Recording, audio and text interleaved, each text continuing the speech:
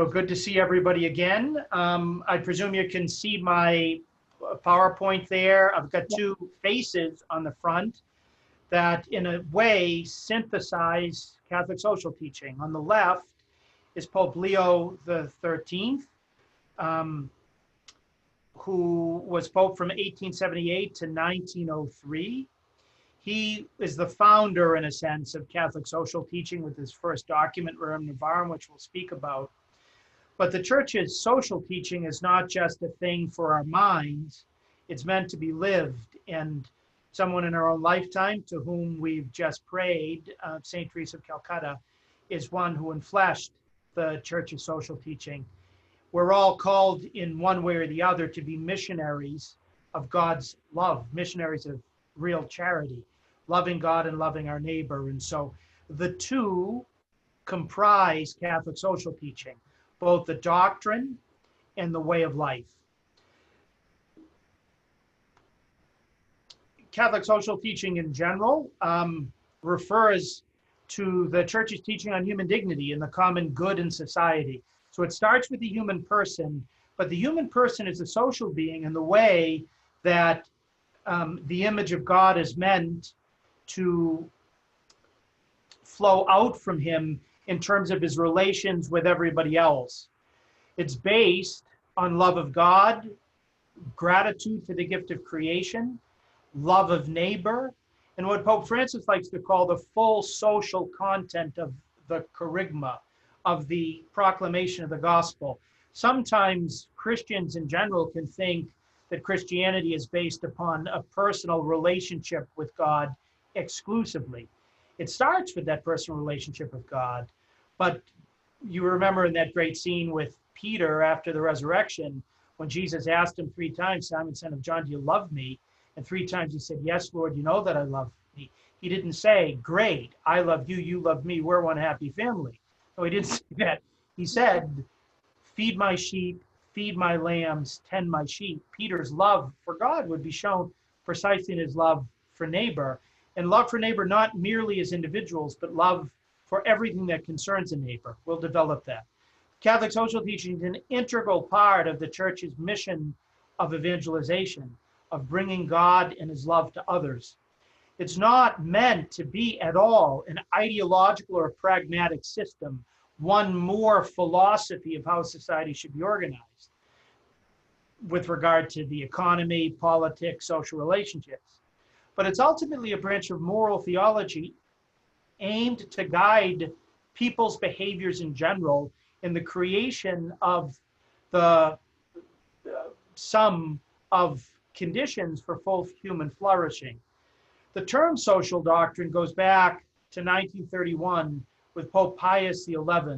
He called it the Church's social doctrine, but it goes 40 years back before then. And I'm just going to give you a little bit of a summary of the documents you see listed on your left, which are the principal documents in the last 129 years that summarize Church's social teaching. It all started with Rerum Novarum on the new things in 1891 by Pope Leo XIII. There were new questions then with the rise of industrialization. And so he wanted to focus on the rights of salaried workers. He wanted to give a full response to the evil of socialism, to expound on the dignity of work and the right of private property against socialism, about collaboration instead of this Marxist class struggle, on the right to form professional associations, or what most parts of the world would call unions, on the rights of the weak, on the dignity of the poor, on the obligation of the rich. This was really the start of what the church has been doing for the last 129 years, developing it iteratively as we go along. On the 40th anniversary of Rerum Novarum, Pope Pius XI gave us on the 40th year, Quadragesimo Anno. This focused not just on a just salary for a worker, but on the capacity for that worker to be able to support a family based on that wage, on the principle of subsidiarity, that functions, especially in the part of government, should be taken place and done at the level closest to the people where they can be accomplished. everything shouldn't be taken further and further away to people in a centralized government, for example, which was being pushed by communist countries. It rejected at the same time unlimited competition between economic forces. Raw liberalism or libertarianism might be a better term today.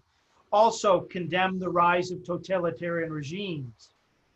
1961, on the 70th anniversary of Rerum Novarum, Pope John the 23rd gave us Mother and Teacher, Mater et Magistra, which spoke about the importance of community and socialization.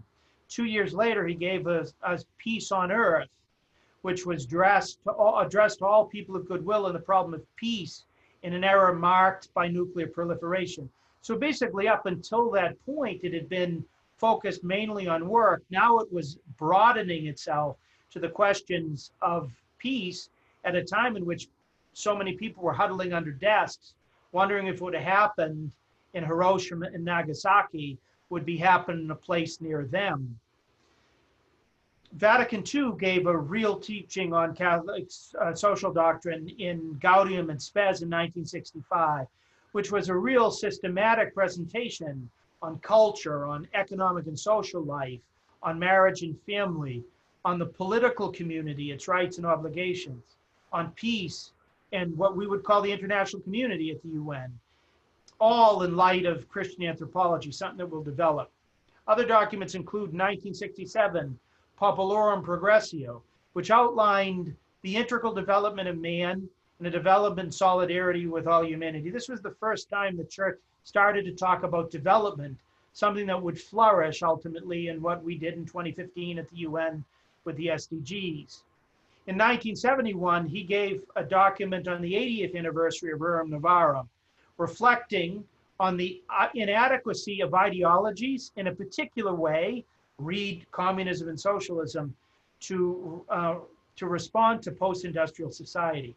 Likewise focused on things that we ponder a lot at the UN: urbanization, condition of women, unemployment, discrimination, emigration, population growth, social communications, youth, and the whole problem of the environment. 1981, Pope John Paul II gave us a beautiful document on work we'll develop a little bit later called Laborem Exercens, which focused on the spirituality and the ethic of work at both the objective and the subjective dimensions. This was from someone who had come out of a communist framework, wanting to show what work really was versus the communist ideal in which workers were just part of a collective whole in which they lost their subjectivity. On the 20th anniversary of Populorum Progressio, John Paul II gave us a document, the solicitude with regard to social matters, solicitude re sociale. He focused on development, particularly in what we would now call the developing world, what was called then the third world, and the meaning of a development worthy of the human person. He distinguished between development and progress. There could be lots of technical progress, for example, on an economic level, at the level of technology, at the level of medicine. But he said real development is not just in goods and services, but in the prospering of the human person as a person. In 1981, he gave us in 1991, that's a typo, forgive me. He gave us a document on the 100th anniversary of Rerum Novarum, which presented the fundamental principles of social and political organization. He developed the whole principle of solidarity, that we're meant to work in communion with others, on the church's idea of a civilization, of self-sacrificial love for each other. All of this was being done after the fall of communism and was answering the question, where do we go from here? And he didn't want it to just be sort of rampant, unfettered capitalism, just with the market dominates everything, but to really focus on what's good for the human person as a whole and for peoples as a whole. 4 years later, in 1995, he gave us Evangelium Vitae, the Gospel of Life, which focused on the dignity and the rights of every human person from the beginning of life through the middle of life and at the end of life. That document's famous for condemning, with infallible principles, abortion and euthanasia in the beginning and the end of life, and talked about the principles of a culture and a civilization of life and love. In 2006, Pope Benedict gave us Deus Caritas Est, which pondered the organization of charity in the church and in society, and how there needs to be organization to respond to the needs of human persons. It can't just be left to individual charity.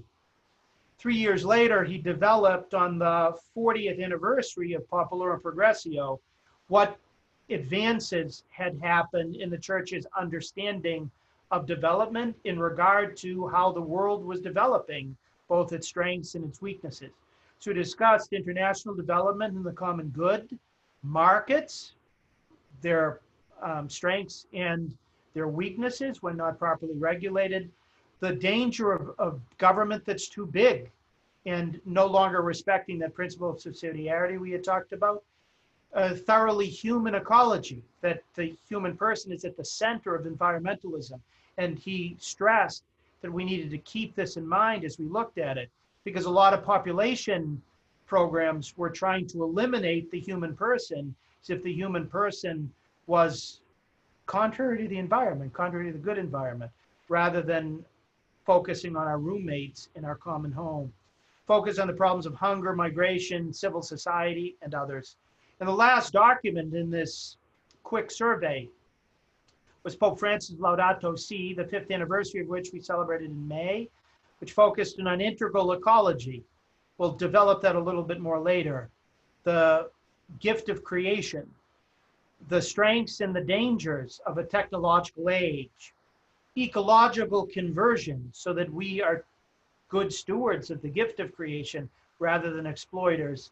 Likewise, in ecological spirituality and what that would really mean, something that protects the gift of creation so that we're able to pass it on stronger to those who come after us. If you look over on the left, you've got what I would recommend is the one document you read if you really want to have a survey of church social teaching and get to know it better in its component parts and in synthesis. The Compendium of Social Doctrine of the Church, which was published by the Pontifical Council of Justice and Peace in 2004. That's now the dicastery for the promotion of integral human development. But this document summarizes everything up until 1954, where it fits into the church's whole theology and the essentials that have been given in all those documents that have summarized with you up until now, up until then at least, in 2004, and the principles that would guide it thereafter. So you can get it for free. Just type Compendium of the Social Doctrine of the Church into Google, click I Feel Lucky, and it'll come right up. What are some of the principles of Catholic social doctrine, doing it in a more synthetic way? First is human dignity. We start with the human person, created by God and called to communion with God. Someone the only worthy response to is respect and love. Solidarity in the common good, that we are all in this together and we can't be selfishly looking just for our own advantage, but for the conditions that will allow all of us to flourish. Subsidiarity, which I already defined, making sure that the human person and peoples are cared for at the level closest to them so that they're not anonymized as it gets further and further away in national systems or international systems. Social justice and the corresponding rights and responsibilities to make sure people's rights are respected and the responsibilities we have to those rights are likewise fulfilled. Charity. This isn't often mentioned in principles of Catholic social teaching. I've never been quite able to figure out why, because it's really at the ground of everything. Love of God and love of neighbor. Key themes of Catholic social teaching: the dignity and sanctity of every life at every moment of existence. That nobody can just be a pawn and nobody can just be considered, as the Nazis would say, a life worth living. Promotion of peace. Christ came as the peacemaker. He came with a different version of peace than just the absence of war. But real peace is a tranquility of order that's based on, first, justice, making sure everybody gets what they're due, but then on love and mercy. Family, community, and participation are essential themes in Catholic social teaching, which you'll see developed in the compendium. That the family is the first way in which we learn about the common good, about the way we develop subsidiarity and solidarity with each other. Real charity, focus on dignity. The communion of the family leads to a community as a family within a city or a neighborhood. Ultimately, the family of nations, as the popes have called the United Nations to every time they've spoken. And participation, that all of us have a role to play and none of us as spectators. A key theme is the preferential option for the poor and the vulnerable. Jesus always focused in the gospel on what in Hebrew we call the Anawim, on the little people, the marginalized. Pope Francis has been talking about going to the peripheries and making sure, as we say at the UN, no one is left behind. That a lot of the times those who are well off can care for themselves, but many others don't have that same self-sufficiency. And so we need to have a preferential option to make sure somebody isn't lost. A free economy, a democratic polity, and a vibrant public moral culture are all interrelated to produce a free and virtuous society. We need a free economy because we're made free after God's image and likeness. And if it were a totally controlled economy where human freedom were not exercised, it would be against human dignity. Likewise, a democratic polity in which part of our participation is through voting and self-governance. That was a development over the course of the church's teachings and reflection on society and how it could be abused. Vibrant moral culture is the most important of these. You're never going to have a truly free economy that lasts or a democratic polity that respects the dignity of the human person unless there's a vibrant public moral culture. As people have learned in the US from the first founding fathers, Washington, John Adams, Thomas Jefferson, James Madison, they all basically said the same thing, that an experiment in ordered liberty would never succeed unless it were from a free, moral, and religious people. That there need to be internal policemen so that we don't have a police state. And that internal policeman is called conscience. Private property and the universal destination of human goods is so essential in Catholic Church teaching. There's a commitment not to steal because there's a presumption for private property. But that private property is not an absolute. When somebody else is starving and you've got plenty of bread, that's not charity anymore, that's justice. The dignity of work and the rights of workers. That, in certain places, for example, Pakistan, to take one, if you're not Muslim, you often don't have a right to work in most professions. Likewise, people don't have the right color card, and so they're prevented from supporting themselves and supporting their families. This is really contrary to the dignity of the human person. And the final principle I'll mention there is care for God's creation, that we are summoned to look at what we've been given as a gift and make sure that we don't exploit it. I'm going to go for 30 minutes before your questions, and so that's the first half of it. In the second half, I'll go through some themes. So if we're going to understand Catholic social teaching, it all begins with who we are as God's image and likeness. We've really got to have what John Paul II used to call an adequate Christian anthropology, an understanding of who the human person is that responds to the questions human beings have and to his or her real identity. We're made in the image of God, which means first, we have reason and will, but also that we're meant to exist in a loving interpersonal communion. God is three persons in one, and we're supposed to have a unity that comes out of our mutual self-giving. The church says that Christ fully reveals who we are and makes our supreme vocation clear. And we can't find ourselves except in the unselfish gift of ourselves to others in love. If we're really going to have an adequate anthropology, we have to learn from Christ's behavior and follow it. There are other aspects of an adequate Christian anthropology, that we're a creature. We're not God. We're one in soul and body. And so you can't just be a Platonist, for example, and think that all that matters is a soul, or you can't be a materialist and think that all that matters is a body. It's a both and. We're male or female, and that's part of who we are as God's image and likeness. God said in the beginning, let us make man in our own image. In the image of God, he made them. Male and female, he made them. And so we just can't say that God is bigoted and that original differentiation doesn't matter. With great respect for those who have gender dysphoria, we have been created by God as a male or a female. And part of our full flourishing is not to go against our nature as God has made us, but with great understanding to try to develop that nature. We're a moral agent with a conscience. We can know right and wrong, and we can do right and wrong. We're fallen from original dignity, and therefore we suffer and die. So inadequate anthropology focuses on the meaning of suffering and death and doesn't try to anesthetize ourselves from those deep and troubling issues about which poets and literature and divine revelation have spoken quite a bit. We're made for transcendence. We have a spiritual nature that we have to likewise consider. The images of the 20th century were all against this image of God, against this adequate anthropology. Nazism, we see that clearly. Communism, which just made its cogs in a bigger machine. Materialism, which forgets our spiritual nature. Hedonism, which forgets our purpose, that thinks that we're just here to maximize pleasure and minimize pain. Individualism, where we lose our social nature. Relativism, where we go against our capacity to know the truth. Atheism, where we lose our whole creaturely identity. These all start with erroneous reductive understandings of the human person.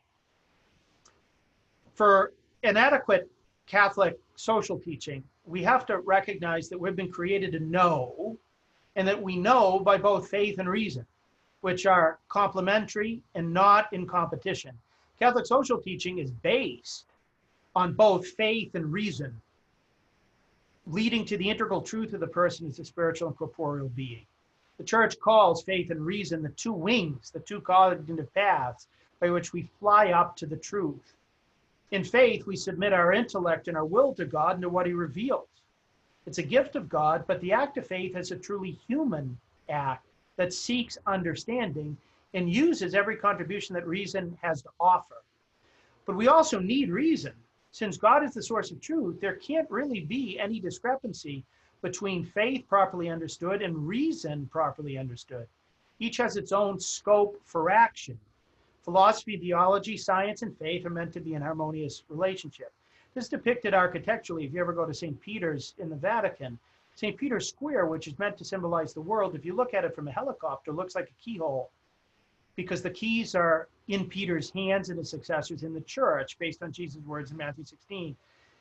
And so this interplay between faith and reason, between science and religion, is meant to have perfect complementarity, like a key in a keyhole. We've got the problems of agnosticism and relativism today, in which we don't really think we can know either by faith and reason. And that just leaves the human person adrift in a stormy sea of the cosmos. To ponder Catholic social teaching means to ponder the person in action, not just in his individual actions, but also in his social actions. That brings up the whole question of virtues, which are habitual and firm dispositions to do the good.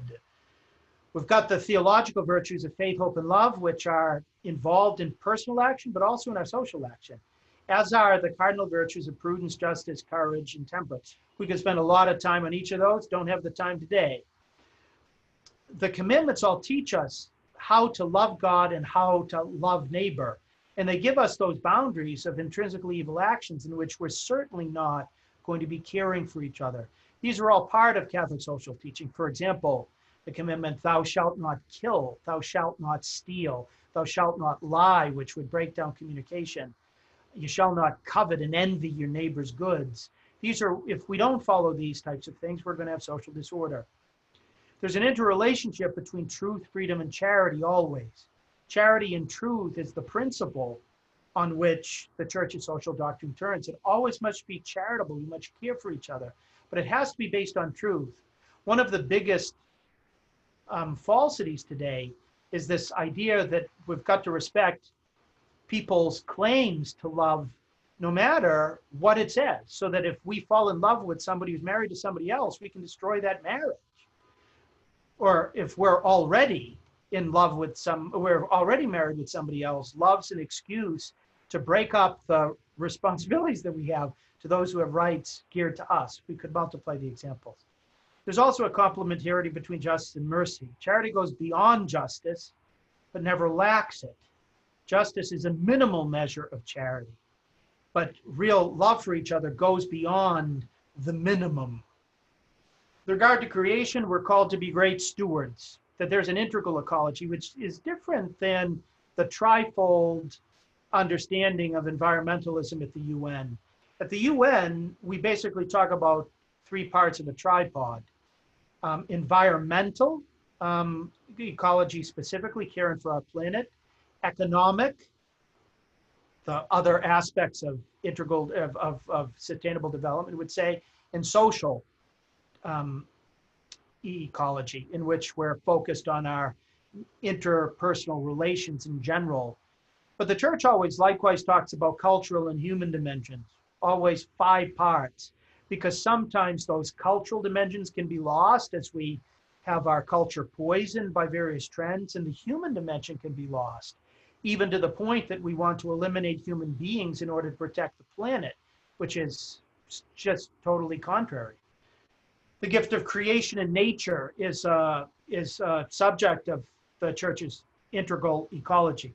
Our connection to the creature, it's not just nature, the way that we're born, but that we're creatures in a relationship with the Creator, that we should never lose the wonder at this gift and we should cultivate it. There needs to be an authentically human ecology, the human person in the middle of creation, which is one of the reasons why Pope Francis said we care not only for our common home, but all our roommates in that common home. In the Laudato Si, he talked about ecological conversion, that we need to live new lives and stop exploiting and ruining our planet.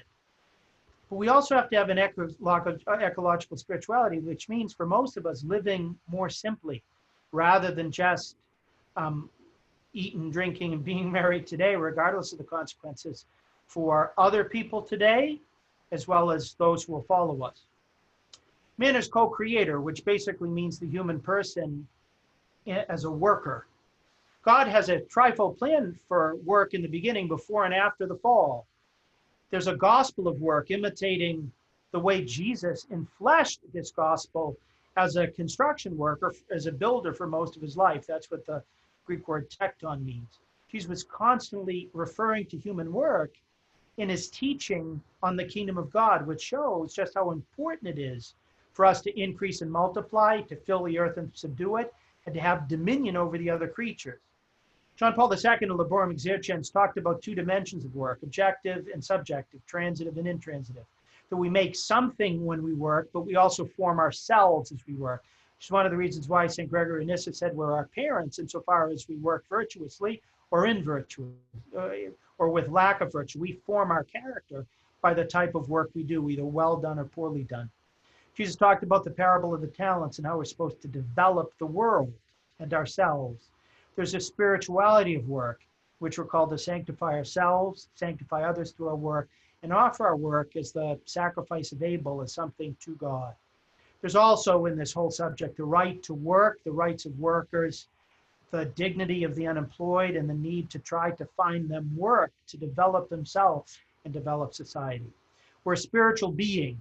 I'm going to rifle through this. This talks about the importance of freedom of conscience, religious freedom, how to exercise that freedom. Freedom is always tied to truth, goodness, love, and responsibility.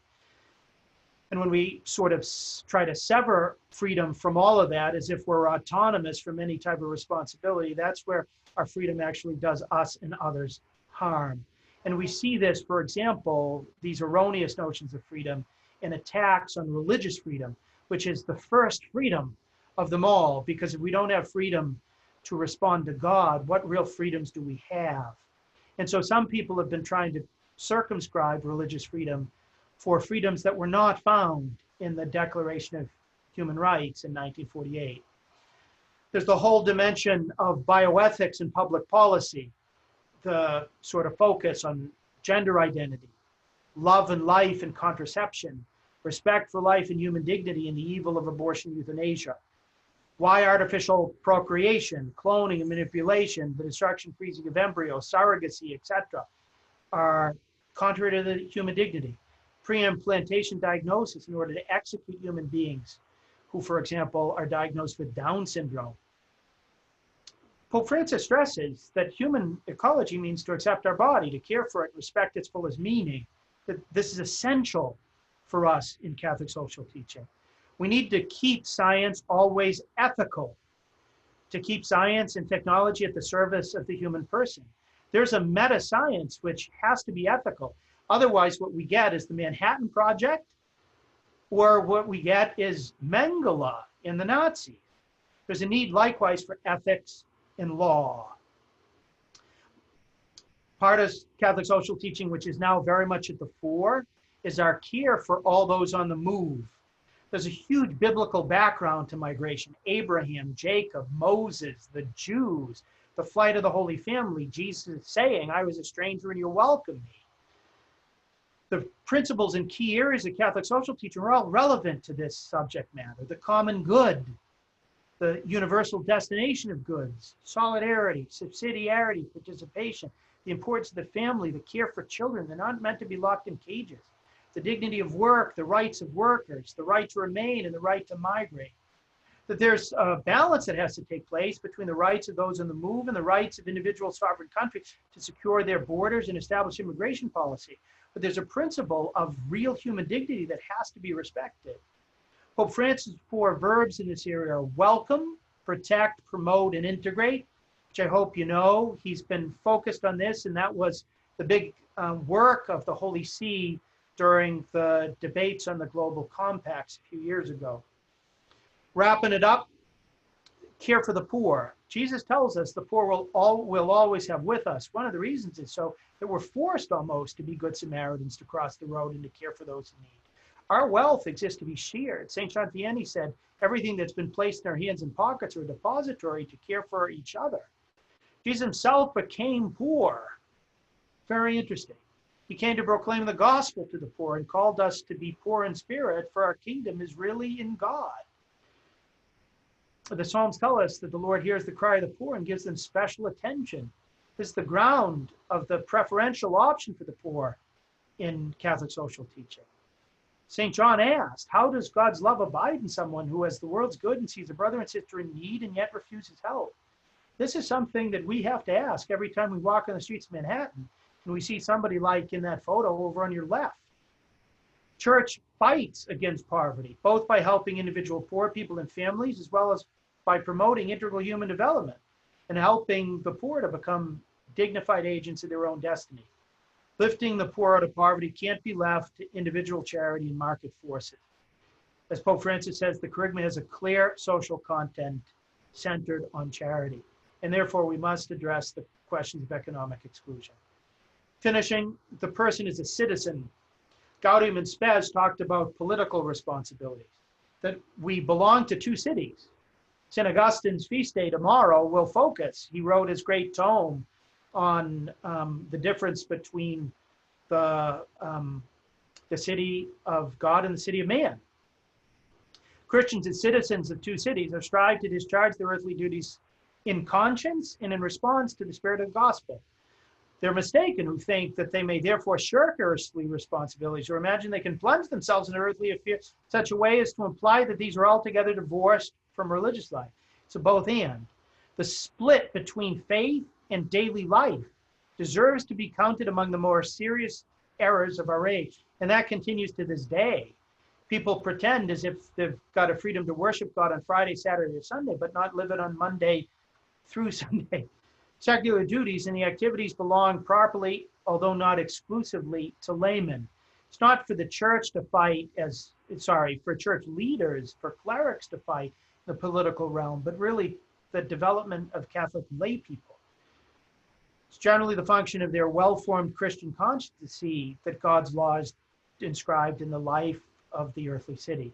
As I mentioned before, John Paul II said that for a free and virtuous society, we must have three main elements: a democratic polity, a free economy, and a vibrant moral culture. If you'd like to get, if I've gone a little bit too fast and you'd like to get some of these slides, I'll eventually put them up on my website, like I always do, which is catholicpreaching.com. And now I have time for your questions until the hour is over. So that gives us about 15 minutes. Thanks everybody for your attention.